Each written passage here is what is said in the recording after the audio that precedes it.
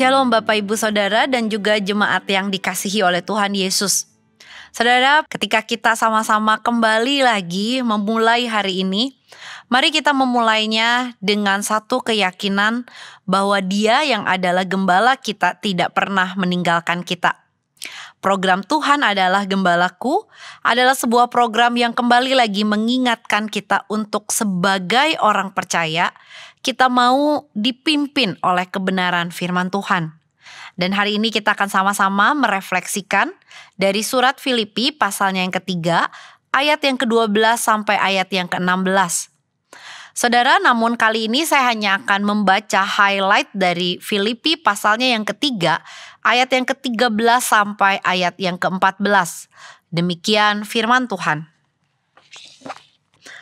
Saudara-saudara, aku sendiri tidak menganggap bahwa aku telah menangkapnya. Tetapi ini yang kulakukan.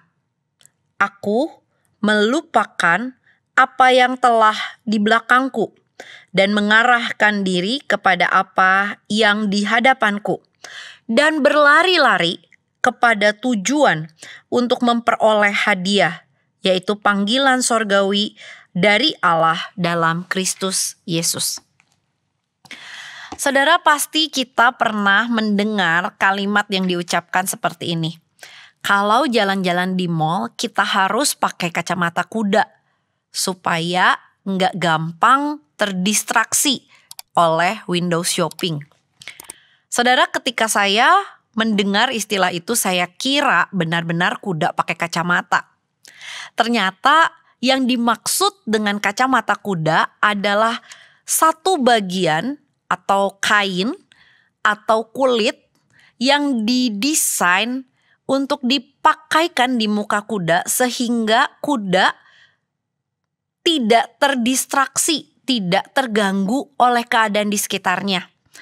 Sehingga kuda yang memakai kacamata kuda itu bisa tetap fokus melaju ke depan. Dia matanya dibatasi untuk tidak melihat ke kanan atau ke kiri, tetapi dia difokuskan ke satu tujuan.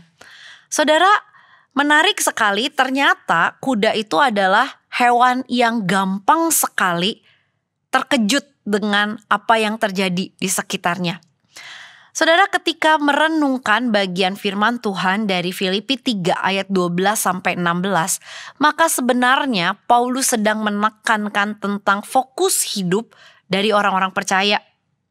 Fokus hidup orang percaya bukanlah di masa lalu, namun bukan juga di masa sekarang saja atau berhenti di masa sekarang.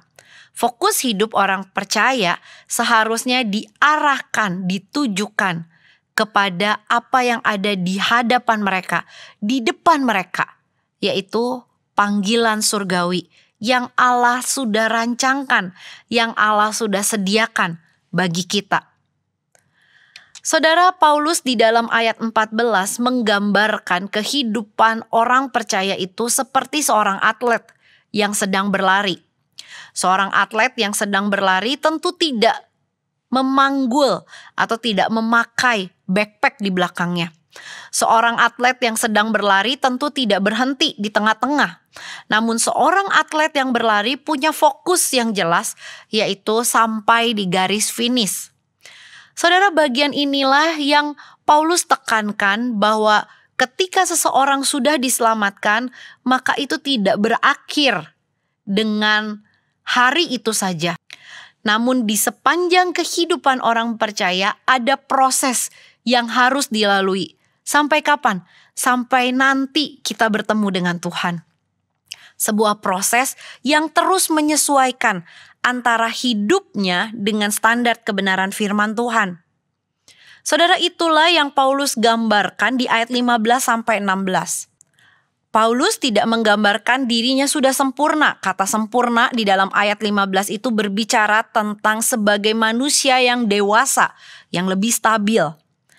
Baiklah, kita terus meningkatkan apa yang sudah ada, keselamatan yang sudah kita terima. Dalam arti bukan keselamatannya tidak full ya Bapak Ibu Saudara, namun bagaimana di dalam kita menjalani kehidupan menjalani kehidupan yang sudah menerima anugerah keselamatan daripada Tuhan, kita terus berproses sampai kapan? Sampai nanti kita bertemu dengan Tuhan. Saudara, ketika berbicara meningkatkan, maka Paulus mengencourage, mendorong orang percaya untuk terus mengalami pertumbuhan kerohanian. Tidak hanya stagnan, tidak hanya berhenti, oke, thank you, saya sudah diselamatkan oleh Tuhan, kansiecu, lalu dia sama sekali tidak bertumbuh. Saudara, sebaliknya Paulus menekankan betapa pentingnya orang percaya untuk terus bertumbuh. Saudara, saya pernah membaca kisah hidup tentang seorang yang bernama Eric Liddell, seorang atlet yang menolak bertanding di hari Minggu pada saat Olimpiade tahun 1924.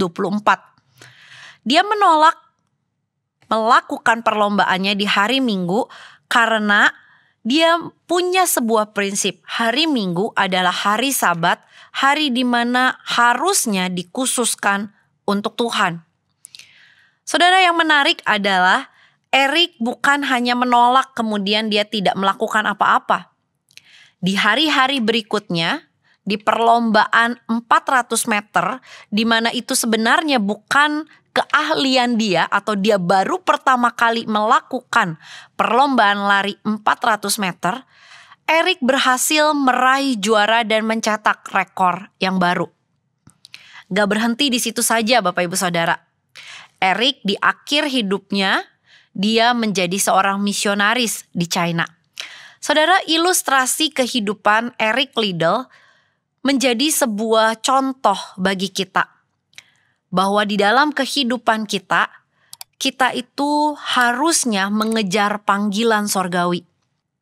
Kita jangan sampai jatuh ke dalam tindakan menyesuaikan diri dengan nilai-nilai dunia. Sebaliknya, mari kita terus menyesuaikan diri kita seperti yang dikatakan di dalam ayat 16. Kita menyesuaikan diri kita dengan standar kebenaran firman Tuhan. Sehingga kita tahu apa yang Tuhan mau, apa yang menjadi rancangan Tuhan bagi kita.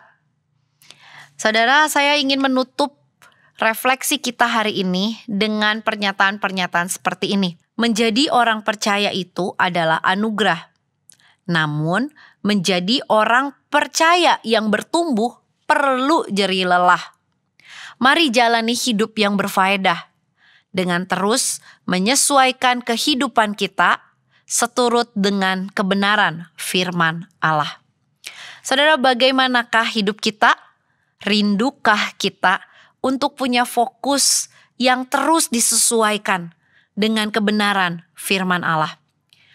Mari terus bertumbuh di dalam iman dengan memelihara hubungan kita dengan Tuhan setiap hari dengan kebenaran firman-Nya yang dinyatakan bagi kita. Mohon anugerah Tuhan menolong kita. Biarlah mata kita terfokus pada panggilan-Nya. Mari kita sama-sama berdoa. Hati kami melimpah dengan ucapan syukur ketika kami menjalani kehidupan yang penuh dengan anugerah. Mohon Tuhan tolong kami supaya kami jangan fokus pada masa lalu kami, jangan puas dengan kehidupan kami saat ini, namun kami terus merindukan untuk mengejar apa yang Tuhan rancangkan dalam kehidupan kami. Sehingga kami punya kehidupan yang menjadi berkat, berfaedah, bukan hanya bagi diri kami, namun bagi orang-orang di sekitar kami. Tolong kami, supaya kami tidak ikut arus dunia, namun kami terus mengikuti nilai-nilai kebenaran firman-Mu yang dinyatakan bagi kami. Tolong kami, jangan mundur, tapi terus maju di dalam Tuhan. Dalam satu nama Tuhan kami Yesus Kristus kami berdoa. Amin.